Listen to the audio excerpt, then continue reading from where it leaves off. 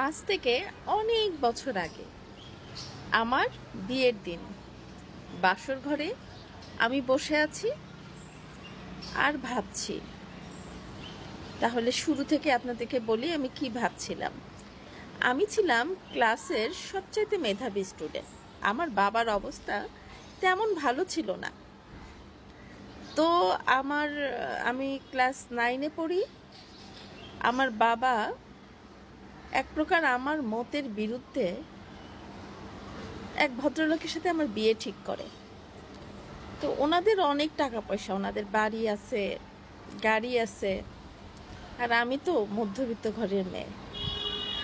আমার পরিবারের সবাই কোনো দিকে তাকায়নি, ছেলের চেহারাও দেখেনি। শুনেছিলাম ছেলে নাকি বয়স্ক, কিন্তু আমার বাবার ধারণা ছিল টাকা মানেই সুখ, টাকা আছে মানে আমি সুখে থাকবো।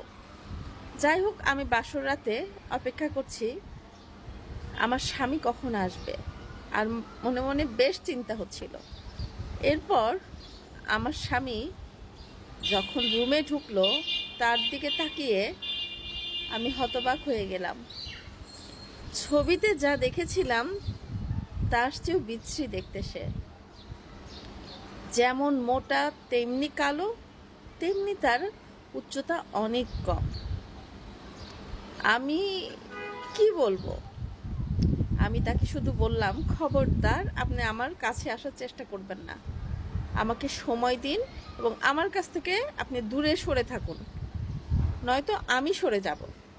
বলছে, না না, আপনি বিছানা থেকে উঠবেন না, আপনি বিছানায় ঘুমান, কারণ আমি চাই না আপনার আর আমাকে যে আপনার পছন্দ হবে না এটা আমি জানতাম, কিন্তু কি করব, ফ্যামিলির চাপে এই বিয়েটা আমার করতে হয়েছে। আমার বিয়ে করার কোনো ইচ্ছা ছিল না।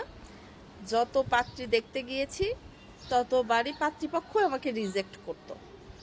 তো সবাই বলে টাকা থাকলে নাকি সুন্দরী মেয়ের অভাব হয় না। তো এই কথাটা আসলে ঠিক না। আমি চাচ্ছিলাম যে আমাকে যদি কেউ মন থেকে ভালোবাসে, সেই মেয়েটা আমার জীবন সঙ্গী হোক। আর আপনার সাথে বিয়ের ব্যাপারে আমি আপনার ছবি পর্যন্ত দেখিনি। তো বাসর ঘরে আপনাকে দেখে আমি এতটা অবাক হয়েছি যে আপনি নিচ থেকে না ডাকা পর্যন্ত আমি আপনার কাছে আসবো না। বিশ্বাস করেন, এই কথাগুলো আমার মনে হচ্ছিল যে সিনেমার ডায়লগ, ভিলেনরা ডায়লগ দেয় না, নায়করা ডায়লগ দেয় না, সেই ডায়লগ। আমার বিরক্ত লাগছিল আমার স্বামীকে। তো আমি ঘুমিয়ে পড়েছি, ঠিক এমন সময় দেখি কান্নার শব্দ। আমার আরও বিরক্ত লাগলো, ঘুমটা ভেঙে গেল, কাঁচা ঘুম ভেঙে গেল, যে আরে আশ্চর্য, কাঁদে কেন? আমি কিছু জিজ্ঞাসা করলাম না।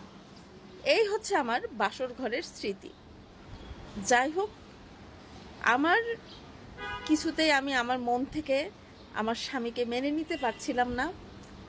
কিভাবে যে দিন কাটছিল, হঠাৎ আমি অসুস্থ হয়ে পড়ি। বেশ খারাপ ধরনের অসুখ আমার শরীরে বাসা বাঁধে। আমাকে হসপিটালে ভর্তি হতে হয়।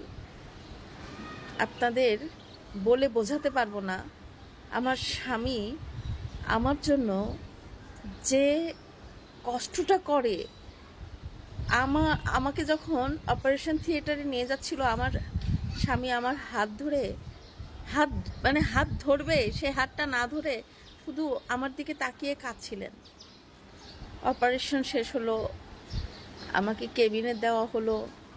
তখন আমার জ্ঞান ছিল না। যখন আমার জ্ঞান ফিরল, তখন দেখি আমার স্বামী আমার দিকে শুধু কি আগ্রহ নিয়ে তাকিয়ে আছে।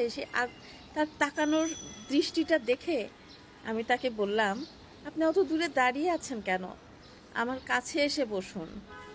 হাতটা বাড়িয়ে দিয়ে বললাম, হাতটা ধরেন। তখন উনি অবাক হয়ে আবার কান্না শুরু করে দিল। বলেন তো কেমন মানুষ? প্রিয় বন্ধুরা, সুদর্শন পুরুষের চাইতে একটা মেয়ের জীবনে দায়িত্বশীল পুরুষের অনেক বেশি প্রয়োজন। আজকের এই গল্পটা, এটাও আমার জীবনের গল্প না, কিন্তু আমি আমার মতো করে বললাম। কেমন লাগলো কমেন্টস করে জানাবেন। সবাই ভালো থাকবেন, সুস্থ থাকবেন। আল্লাহ হাফিজ, আসসালামু আলাইকুম।